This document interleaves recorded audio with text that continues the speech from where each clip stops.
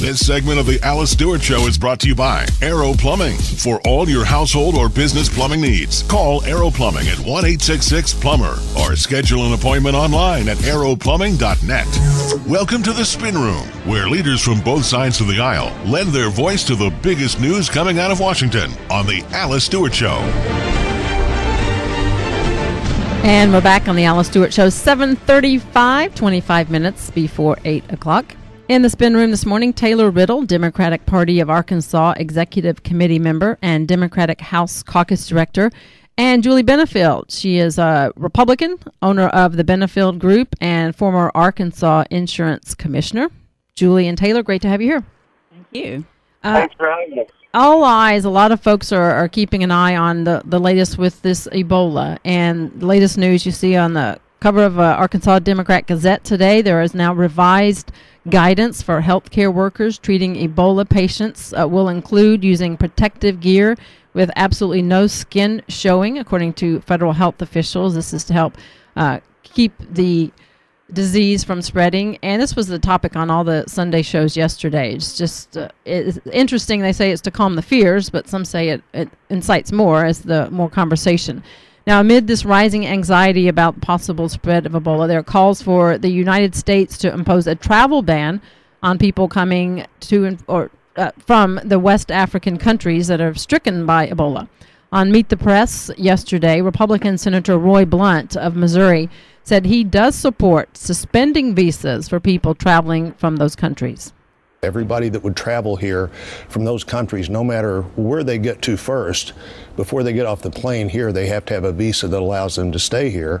I'd suspend those visas until we have this under better control and have a sense that the carriers they are using are monitoring this in a better way than they have been up till now. Taylor? You know, this topic or this discussion, I think, is one that definitely needs to be had. But from what I've heard and what I understand, doctors that their primary focus are diseases and viruses like this, they've said that this is not a good idea. It's not something that helps the problem. If anything, in ways, it actually impacts the problem negatively in regards to being able to get resources over there, doctors over there, and be able to really hit this at its source. And all the discussion that's been had from people in the medical profession, they seem to agree that until we address the issue at its source, travel ban or no travel ban, we're not being honest to ourselves in how we're combating this.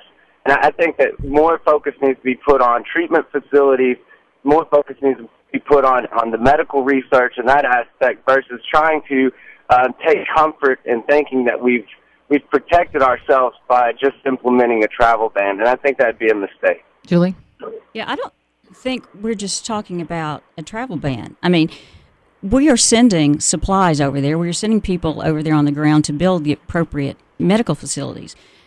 There is no reason not to issue a travel ban, to make the necessary quarantines. What is wrong with that? Let's go ahead and make take the appropriate precautions here and protect our own people while we're helping over there. I'm tired of being politically correct in all those things. We should absolutely do everything we can to protect our people.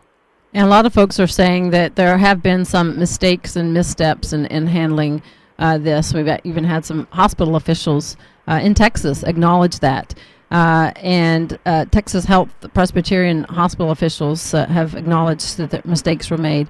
And during an appearance on Meet the Press yesterday, Dr. Anthony Fauci, who is director of the National Institute of Allergy and Infectious Diseases, says he feels that the initial mistakes actually overall could help improve the response. When you talk about getting the initial experience, that certainly is always important to how you fine-tune. And I think people need to understand that although there seem to have been some missteps in the beginning, those things are experiences that put on your radar screen and make you improve. We think about it every single day. How can we do better? What's the best way to do it? What's the best way to do this and do that? And right now, actually, things are running quite smoothly. Julie? Well, that's great. Things are running quite smoothly right now. But what do we know about tomorrow? And, one of them said yesterday that, well, what, if we put on travel ban, it's going to stop one or two more cases? Really? Well, how do those one or two case victims feel? Is their life worth it? Is that of their family? And how many more could come from that? That's a good point. Taylor? I definitely think that there's missteps that we've learned from, but, there's a couple of things that I do, based off the discussions, I think that need to be considered in how we address this from the U.S. standpoint. And I think that considering transporting patients to one of the, I believe it's 4 facilities that the Center of Disease Control has to treat cases like this needs to be considered. I think that we saw that by treating them at just local hospitals, you're at risk for possibly infecting the workers, the nurses and the staff that have to address this. And I think by transporting these patients to facilities that are equipped to handle it is definitely a good idea. Once again, on the travel ban, if we pass a travel ban just for the comfort of folks, that may be something that occurs. But until we address this at its source, we are taking risk of seeing contamination occur in other countries and that aren't considered in the hot zone right now. And those same countries would end up being on a travel ban list if we took those steps.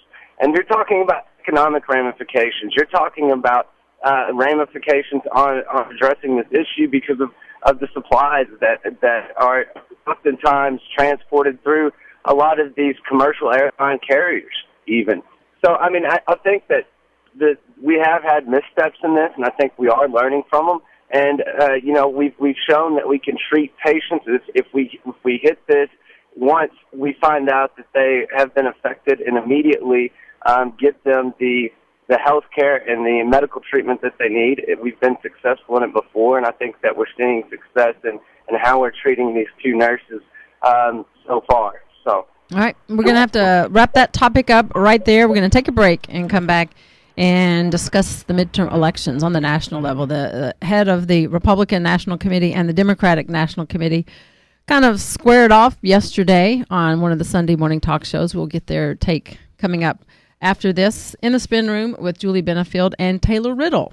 This segment of the Alice Stewart Show brought to you by Aero Plumbing. For all of your household or business plumbing needs, call Aero Plumbing, 1-866-PLUMBER, or schedule an appointment online at aeroplumbing.net.